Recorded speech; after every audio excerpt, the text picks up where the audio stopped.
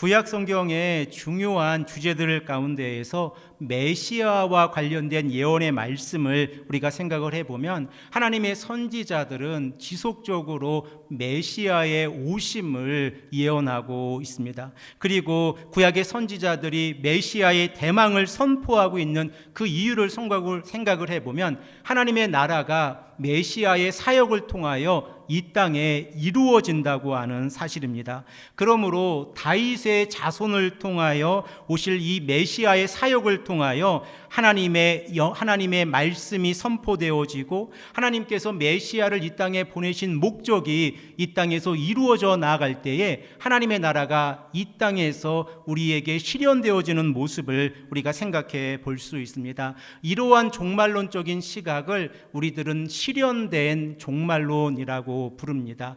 예수 그리스도께서 성육신 하심으로 이 땅에 오심으로 인하여 이미 종말의 삶이 우리들의 삶 가운데에서 실현되어졌다는 사실입니다. 그러나 하나님의 나라가 완성되어지지 않았기에 우리들은 예수님께서 다시 오실 재림을 기약하면서 미래의 종말의 삶을 바라보며 살아가고 있습니다. 이러한 삶을 살아가고 있는 하나님의 거룩한 백성들에게 요한 마가가 외치고 있는 메시지는 무엇입니까? 요한 마가는 마가복음 1장 1절의 말씀을 통하여 하나님의 아들 예수 그리스도의 복음의 시작이라라고 우리에게 말씀을 하고 있습니다. 그리고 예수님께서 갈릴리 사역을 마치시고 벳세다에서 예루살렘으로 가는 길 위에서 제자들을 가르치시는 말씀을 통하여 예수님의 순환 예고와 부활의 사건에 관하여 가르치고 계시고 이제 예루살렘에 입성하셔서 성전과 관련된 하나님의 메시지를 우리에게 말씀하고 있다는 사실을 우리들은 생각을 해보고 있습니다. 그러므로 이 땅을 살아가고 있는 하나님의 거룩한 백성들이 종말의 삶을 살아가면서 세 가지 삶의 원칙을 가지고 살아가야 한다라고 제가 말씀을 드렸는데 그 첫 번째 원칙이 다른 복음에 미혹되지 말라라고 하는 원칙이고 두 번째 원칙이 두려워하지 말라라고 하는 원칙입니다. 그리고 세 번째 원칙이 성령과 동행하는 삶을 살아가라라고 예수님께서는 우리에게 말씀을 하고 있습니다. 이러한 삶을 살아가고 있었을 때에 이 종말의 시간에 가정 안에도 어려움이 다가오고 있다는 사실을 우리가 생각을 해보았는데 우리들은 지난 시간을 통하여 미가서 7장 2절에서 1절에서 5절의 말씀을 통하여 사회 안에서 경건이 사라지고 정직이 사라지고 사람들의 마음 가운데에서 욕심이 가득 차고 넘쳤을 때에 가정 안에서도 서로가 서로를 신뢰하지 못하고 하나님께서 만들어 놓으신 가장 아름다운 공동체인 가정이 파괴되어지는 모습을 우리가 생각을 해보았습니다. 그러므로 하나님 앞에서 우리가 올바르게 살아간다고 하는 것은 우리들이 하나님 앞에서 경건한 삶을 살아가고 하나님 앞에서 정직한 삶을 살아가고 마음의 욕심을 버리고 하나님께서 원하시는 삶을 살아가는 것이 이 땅을 살아가는 성도들의 삶의 자세라는 것을 우리가 생각을 해볼 수 있습니다. 예수님께서는 마가복음 13장 14절에서 23절의 말씀을 통하여 지속적으로 이 마지막 때에 대해서 우리에게 말씀을 하고 계시고 오늘 우리가 함께 읽은 13장 14절에서 18절의 말씀을 통해서 이 종말의 시간에 일어나는 일들에 관하여 우리에게 말씀을 하고 있는데 먼저 우리가 14절의 말씀을 올바르게 해석을 하고 이 말씀이 어떻게 적용이 되어지는지를 우리가 생각을 해보기를 원합니다. 우리 다 함께 본문 14절 상반절의 말씀을 함께 읽겠습니다. 멸망에 가증한 것이 서지 못할 곳에 선 것을 보거든 읽는 자는 깨달을진저. 여러분들은 마가복음 13장 14절의 말씀을 읽으면서 멸망에 가증한 것에 관하여 생각을 해 보셨습니까? 요한 마가는 자신의 복음서를 기록하면서 멸망에 가증한 것이 무엇을 의미하는지 구체적으로 설명을 하고 있지 않고 읽는 자는 깨달을진저라고 언급을 하면서 이 요한 마가의 독자들이 멸망에 가증한 것이 무엇인가를 이미 알고 있다는 전제 가운데에서 우리에게 말씀을 하고 있습니다. 그러면 우리들은 구약 성경을 통하여 이 멸망에 가증한 것이 어떠한 것을 언급하고 있는지를 생각을 해보면 예수님께서 이 종말의 말씀을 하시면서 특별히 예루살렘의 성전의 붕괴를 언급하시면서 이 멸망에 가증한 것이 어떻게 연결이 되어지는지를 생각을 해보면 이 땅을 살아가고 있는 하나님의 거룩한 백성들이 하나님의 말씀에 순종하고 하나님의 뜻대로 살아가는 것이 어떠한 모습인가를 우리가 깨닫게 되어지는 것을 우리가 생각해 볼 수 있습니다. 우리들은 다니엘서의 말씀을 통하여 이 멸망에 가증한 것에 관한 말씀들을 여러 군데에서 생각을 해 볼 수 있는데 특별히 이 시간에는 다니엘서 11장 31절의 말씀을 통하여 생각을 해 보겠습니다. 이 시간 다니엘서 11장 31절의 말씀을 함께 읽겠습니다. 군대는 그의 편에 서서 성서 곧 견고한 곳을 더럽히며 매일 드리는 제사를 폐하며 멸망하게 하는 가증한 것을 세울 것이며.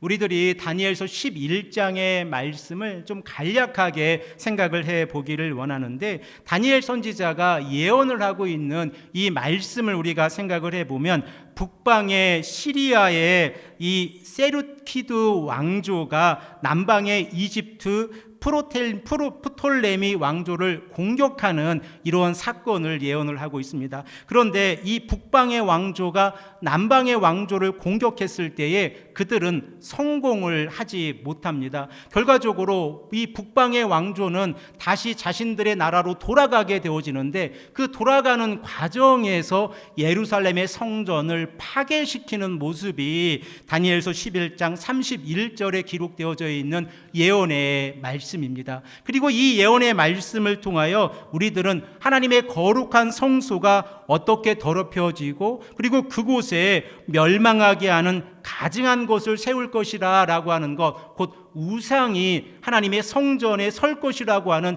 다니엘서의 예언의 메시지를 깨닫게 되어집니다. 그리고 이러한 예언은 주전 168년경에 헬라왕 안티오쿠스 4세가 이 예루살렘 성전에서 돼지고기로 제물을 드리는 사건을 통하여 1차적으로 실현이 되어졌고 예수님께서 성전 붕괴를 말씀하시면서 AD 70년에 티투스 왕자가 예루살렘을 공격함으로 인하여 실현되어졌다고 하는 사실을 우리가 말씀을 통하여 생각을 해보고 있습니다. 그러면 이러한 배경 가운데에서 예수님께서 오늘 본문 말씀을 통하여 우리에게 하시고자 하는 내용이 무엇인가를 우리가 생각을 해보기를 원합니다. 특별히 13장 14절에서 18절의 말씀은 우리들에게 조금 어려운 본문으로 다가오고 있습니다. 그리고 그 의미를 어떻게 우리가 해석해 나아가야 하는지를 생각을 해보면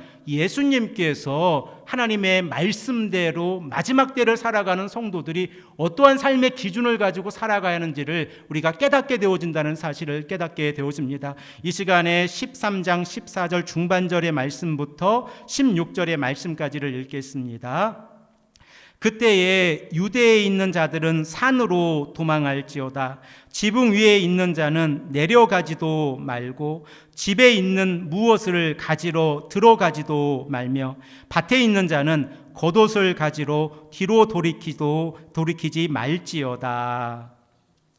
예수님께서 말씀하고 계신 내용을 생각을 해 보십시오. 하나님의 성전이 멸망에 가증한 것에 의해서 훼손이 되어지고 있는 이 상황 가운데에서 산이나 높은 곳으로 피난하라라고 예수님께서 말씀을 하고 있습니다. 그러면 우리들은 한 가지 의문을 가지게 되어집니다. 여러분들이 잘 알고 있는 것처럼 예루살렘의 성은 산 위에 있습니다. 그래서 산 위에 건립이 되어져 있는 이 예루살렘의 성전에 살고 있는 이 주변의 사람들에게 예수님께서 무엇이라고 말씀하십니까? 산으로 도망가라. 산에 있는데 산으로 도망가라 라고 예수님께서 말씀하고 계신 것입니다. 우리들이 이 유대 지역의 산의 특징을 좀 좀 생각을 해보면 예수님께서 이 말씀을 하고 계신 내용이 무엇을 의미하는지를 생각해 볼 수 있는데, 예루살렘의 성 주변에 있는 이 산들은 석회암으로 구성이 되어져 있습니다.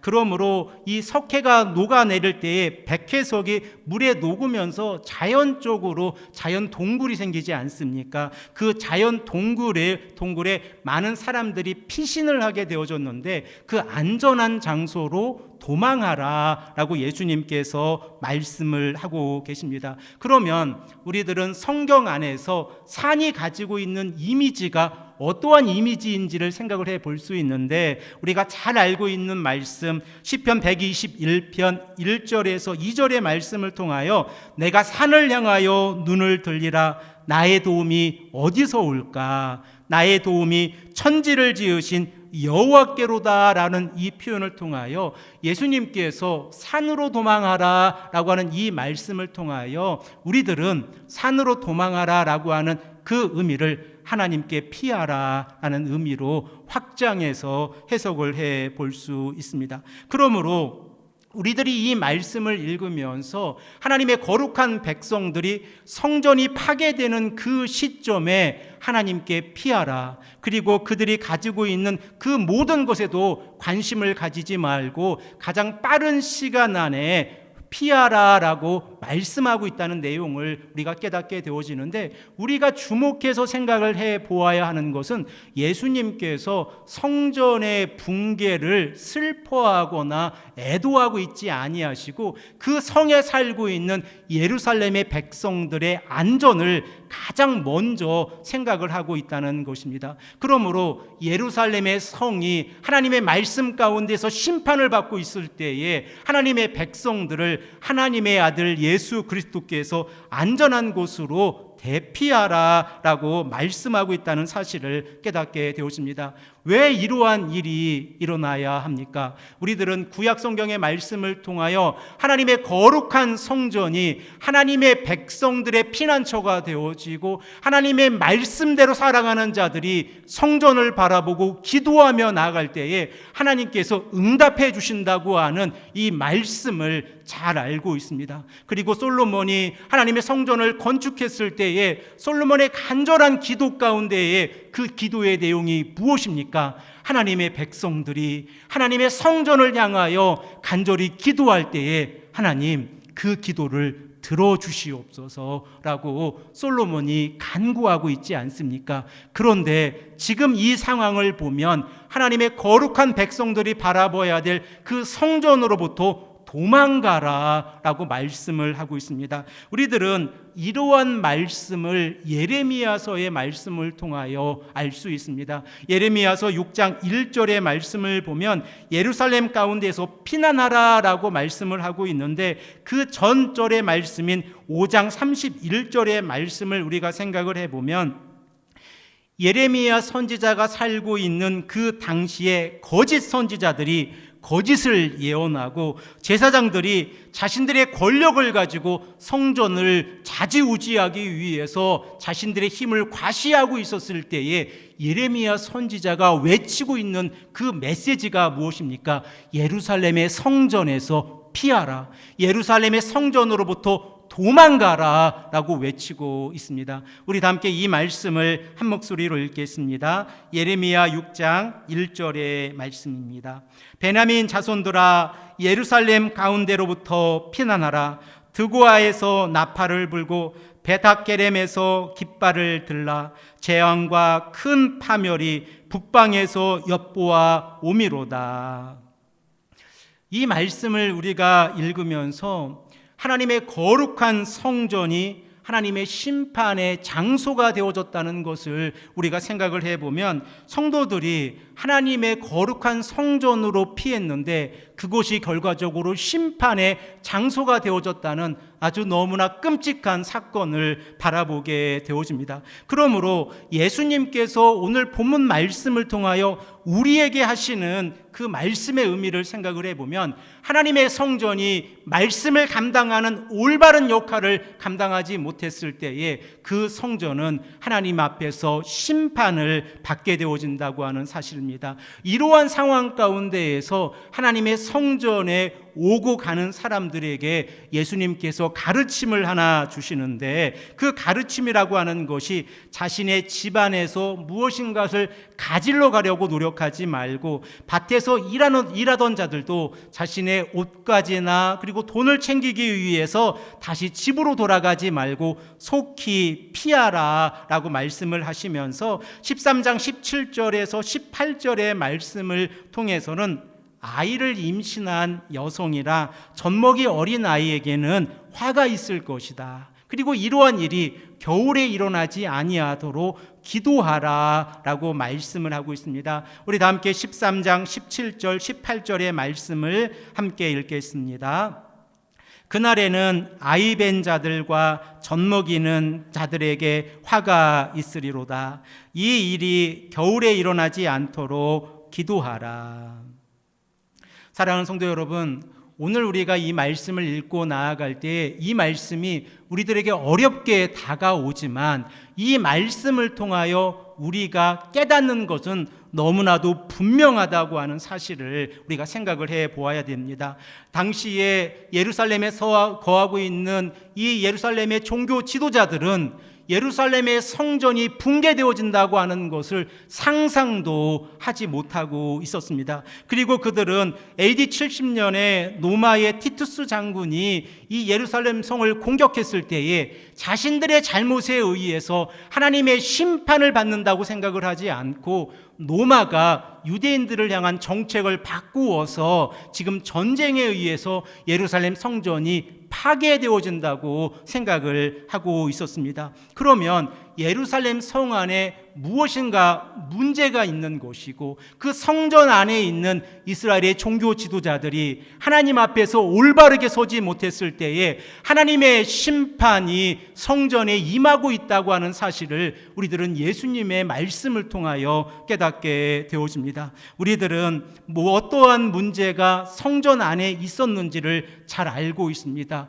성전 안에 있는 예루살렘 성 안에 있는 이 종교 지도자들이 어떠한 삶을 살아가고 있었습니까? 그들이 성전 재건에만 집중을 하고 있었습니다. 그러면서 복음이신 예수 그리스도를 받아들이지 아니하고 복음으로 오신 하나님의 아들 예수 그리스도를 그들이 받아들이지 아니하고 핍박하는 삶을 살아가고 있었고, 성경을 왜곡하면서 가난한 자들에게 헌금을 강요하고, 그리고 이로 인하여 하나님의 심판의 대상이 성전이었다고 하는 사실을 우리가 깨닫게 되어집니다. 그 결과 예수님께서 말씀하고 계신 내용은 너무나도 참혹합니다. 예루살렘의 성전으로부터 피하라, 예루살렘의 성전으로부터 도망가라 라고 예수님께서 말씀을 하고 있습니다. 이 말씀을 우리가 살아가고 있는 현대교회에 적용을 해보면 너무나도 비참한 모습으로 우리 자신들의 모습을 생각해 볼 수 있습니다. 만일 하나님의 교회가 하나님의 아들 예수 그리스도의 복음을 증거하는데 열심을 내지 아니하고 하나님의 성전을 꾸미고, 그리고 하나님의 교회가 하나님의 말씀을 믿고 아는 일에 하나가 되지 아니하고 교회가 커뮤니티 센터가 되어지고 서로의 친교 센터가 되어지면서 하나님의 말씀을 올바르게 증거하는 하나님의 교회의 본래적인 의미를 감당하지 못한다고 하면 하나님께서 예수 그리스도를 통하여 우리에게 말씀하고 계신 이 동일한 메시지가 이 땅에도 우리에게 동일하게 말씀으로 다가오고 있다는 사실을 생각을 해보면 얼마나 참담한지를 우리가 생각을 해볼 수 있습니다. 예수 그리스도의 반석 위에 세워진 교회는 복음을 바르게 증거해야 합니다. 그리고 복음에는 타협이 없다고 하는 사실을 우리가 너무나도 잘 알고 있습니다. 세상 사람들에게 부담이 될 수 있지만 예수 그리스도 이외에 다른 길로 하나님의 나라로 나아갈 수 있는 방법은 없습니다. 그러므로 우리가 성경을 통하여 하나님을 알고 있고, 성경을 통하여 예수 그리스도의 십자가의 보혈과 부활의 사건을 알고 있고, 성경을 통하여 성령이 우리와 함께하고 계시다는 사실을 믿음으로 고백하고 있다고 하면 성경을 통하여 우리들은 우리의 신앙을 확증하고 하나님의 나라로 나아갈 수 있습니다. 우리 이 시간에 디모데후서 3장 15절의 말씀을 한 목소리로 읽겠습니다. 또 어려서부터 성경을 알았나니 성경은 능히 너로 하여금 그리스도 예수 안에 있는 믿음으로 말미암아 구원에 이르는 지혜가 있게 하느니라. 사랑하는 성도 여러분, 여러분들에게 성경이 우리들의 삶을 하나님의 나라로 인도하는 구원의 길이라고 하는 것을 믿음으로 고백하고 계십니까? 그러면 우리가 어떠한 삶을 살아가고 있다고 할지라도 하나님의 아들 예수 그리스도를 아는 것과 믿는 것에 하나가 되어져서 하나님의 나라로 나아갈 수 있습니다. 그리고 교회는 하나님의 복음을 올바르게 증거할 수 있다는 사실을 우리가 깨닫게 되어집니다. 두 번째로 우리들이 생각을 해보아야 하는 것은 이 종말의 삶을 살아가고 있는 성도들의 삶의 태도가 어떠해야 하는지도 생각을 해보아야 합니다. 우리들은 세상에 미련을 두고 있을 때가 많이 있습니다. 그래서 세상을 살아갈 때에 돈과 권력과 명예를 의지할 때가 많이 있고, 그리고 이 돈과 권력과 명예가 우리에게 주어지는 그 베네핏이 무엇인가도 잘 알고 있습니다.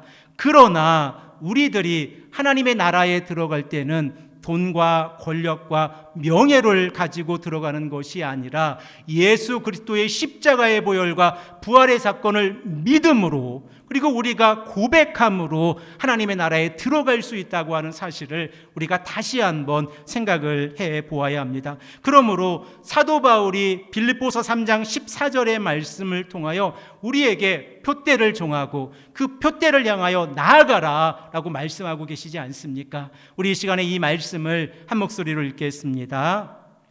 표대를 향하여 그리스도 예수 안에서 하나님의 위에서 부르신 부르심의 상을 위하여 달려가노라. 아멘. 사랑하는 성도 여러분, 여러분들은 표대를 정하셨습니까? 그리고 표대가 하나님의 나라라고 하면 우리가 어떠한 어려움과 고통과 고난이 있다고 할지라도 오직 하나님 한 분만을 바라보며 나아가 합니다. 그리고 오직 예수 그리스도의 십자가의 보혈과 부활의 사건만을 바라보며 나아가야 합니다. 그럴 때에 성령께서 우리와 함께 하십니다. 비록 우리가 연약하여 쓰러지고 넘어질 때도 성령은 우리와 함께 하시고 우리를 위해서 친히 간구하시고 우리를 위해서 날마다 기도하고 계시다는 사실을 우리가 깨닫게 되어지면 우리의 믿음, 우리의 신앙을 성령께서 인치시고 하나님 앞에서 하나님의 아들 예수 그리스도를 믿음으로 우리가 살았다고 하는 증인으로 성령께서 역할을 하고 계시다는 사실을 우리가 깨닫게 되어집니다. 우리들은 오늘 말씀을 통하여 참 이 어려운 본문을 다루어 보았습니다. 그리고 우리 쉴만한 물가교회가 창립을 하고 그리고 하나님의 말씀을 증거하며 나아가고 있는데 우리 쉴만한 물가교회는 이 말씀에 순종하고 있는지를 다시 한번 생각을 해 보아야 합니다. 우리 쉴만한 물가교회는 복음은 예수 그리스도입니다 라고 하는 이 단순한 명제에서 시작이 되어졌습니다. 그리고 이 단순한 명제를 우리가 증거하며 나아갈 때에 영원한 하나님의 나라를 소망을 두르고 우리가 함께 손잡고 하나님의 나라에 들어가자, 천국에 들어가자라고 하는 이 믿음의 고백 위에 하나님의 교회를 세웠다고 하는 사실을 우리가 잘 알고 있습니다. 그러면 이러한 신앙 위에 세워진 하나님의 교회를 하나님께서 책임져 주실 거고 우리가 함께 신앙의 공동체를 이루어서 함께 손잡고 나아갈 때에 하나님께서 우리 신앙의 공동체에 있는 하나님의 거룩한 백성들을 하나님의 나라로 인도해 주실 것을 우리가 믿음으로 고백하며 나아갑니다. 이러한 신앙의 고백이 우리들의 삶의 고백이 되어지고 이러한 신앙의 고백을 통하여 우리가 오직 하나님의 나라를 바라보고 예수 그리스도의 십자가의 보혈과 부활의 사건의 그 의미가 무엇을 의미하는지를 깨닫고 하나님 앞에서 올바른 삶, 하나님 앞에서 경건하고 정직하며 하나님을 예배하고 하나님을 경외하는 삶을 살아가시는 귀하고 복된 성도님들이 되시기를 간절히 축복합니다. 함께 기도드리겠습니다.